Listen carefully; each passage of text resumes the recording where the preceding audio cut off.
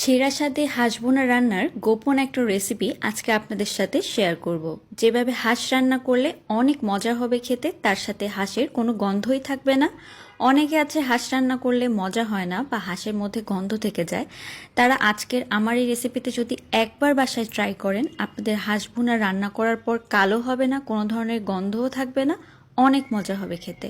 তো শুরুতে আমি হাঁসটাকে কেটে ধুয়ে পরিষ্কার করে নিয়েছি। তারপর একটা মশলা দিলাম, সেখানে 4টা শুকনা মরিচ, তার সাথে 1 টেবিল চামচ পরিমাণে ধনিয়া, 1 টেবিল চামচ পরিমাণে গোটা জিরা, এগুলোকে আমি হালকা একটু পানি দিয়ে ব্লেন্ডারে ব্লেন্ড করে নিয়েছি।